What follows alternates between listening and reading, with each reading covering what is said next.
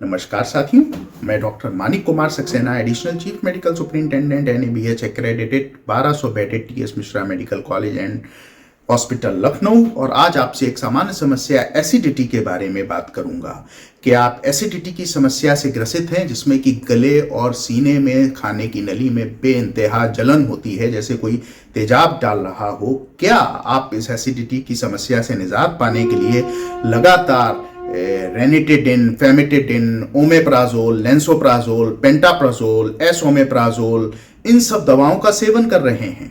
तो सावधान हो जाइए, ये सारी दवाएं लंबे समय में बहुत सारे साइड इफेक्ट्स करती हैं। रिसेंट स्टडीज आई हैं कि ये दवाएं अगर लंबे समय तक ली जाएं, जो अमूमन एसिडिटी के मरीज स्वयं से मेडिकल स्टोर से लेके खाते रहते हैं, तो वो किडनी पे विपरीत असर डालती हैं। दूसरे ग्रुप की दवाएं हैं, जिसमें मैंने आपको बताया ओमेप्राजोल, एसोमेप्राजोल, लेंसोप्राजोल, पेंटोप्राजोल, रेबेप्राजोल, ये सारी की सारी जो दवाएं हैं, ये एसिड के सिक्रीशन को 100% ब्लॉक कर देती हैं स्टमक में, यानी हमारे पेट में। तो इसका क्या नुकसान होता है कि एक तो हम जो कुछ खाते हैं उसका एक नेचुरल डिफेंस होता है कि एसिड उसको मार देता है। उस एसिड की pH 4 के आसपास होती है, तो वो किल कर देता है, तो वो नेचुरल डिफेंस मैकेनिज्म खत्म हो जाती है, बैक्टीरिया सीधे आंतों में पहुंच सकते हैं। और दूसरा कॉमन उसका नुकसान ये होता है कि एसिड हमारे शरीर में विटामिन B12 के अवशोषण के लिए जरूरी होता है, तो विटामिन B12 का अवशोषण नहीं हो पाता है, एब्जॉर्प्शन नहीं हो पाता,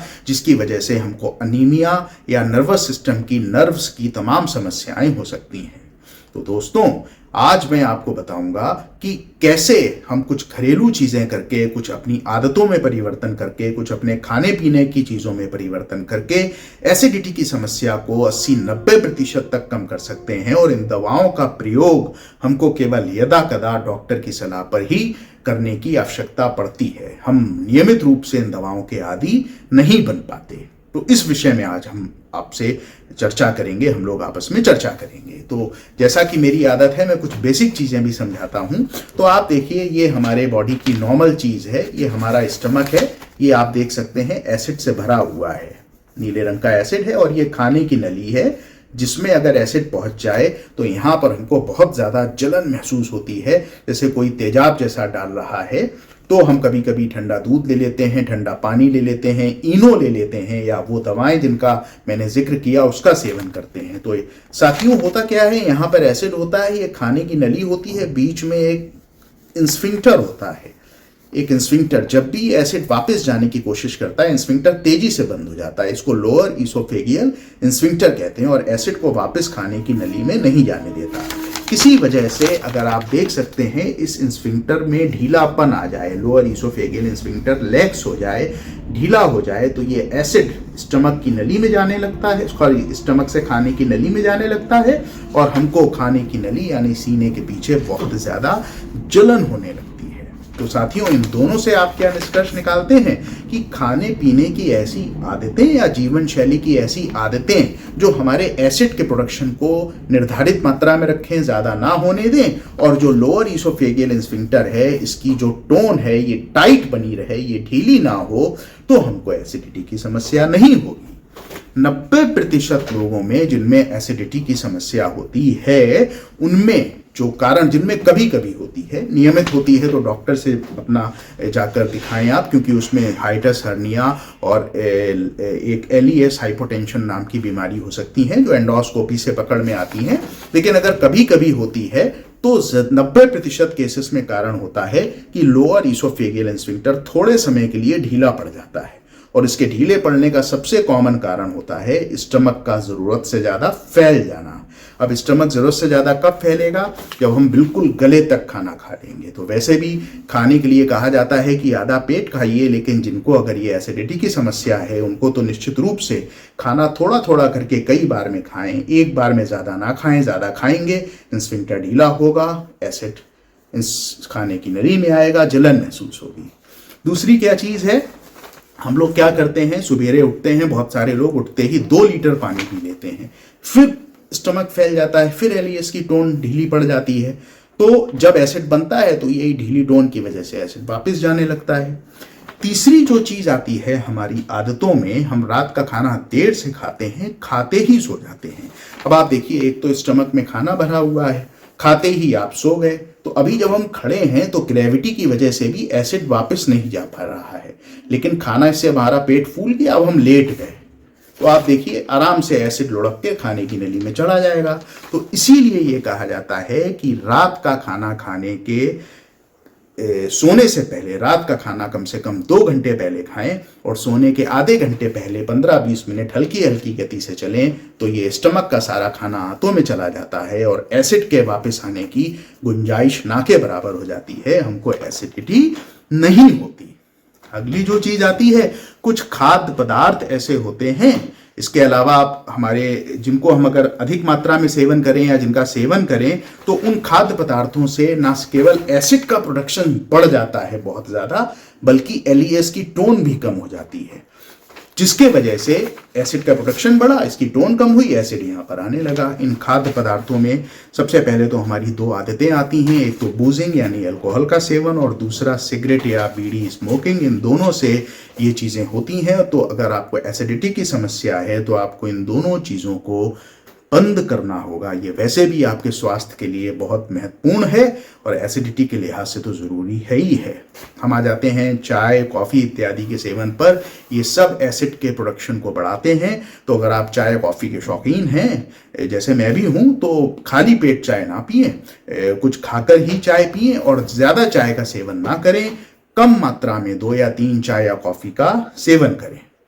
तीसरी चीज आती है, जितनी भी मिर्ची होती हैं, चाहे लाल मिर्च, चाहे हरी मिर्च, चाहे सफ़ेद मिर्च, चाहे काली मिर्च।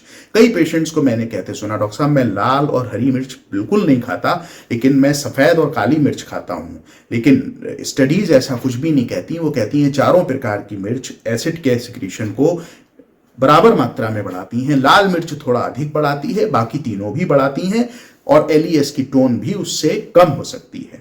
फिर अगर हम लोग आते हैं तो फ्राइड फूड हो गया, फैटी फूड हो गया, स्पाइसी फूड हो गया, प्रोसेस्ड फूड हो गया, जैसे पोटैटो चिप्स हो गए, पिज्ज़ा हो गया, ये सारे जितने फूड्स होते हैं ये एसिड के सिक्रीशन को बढ़ाने का और एलईएस की टोन को कम करने का काम करते हैं और स्टमक का जो एसिड निकल कर है खाने की नली में आता है और हमको जलन महसूस होती है।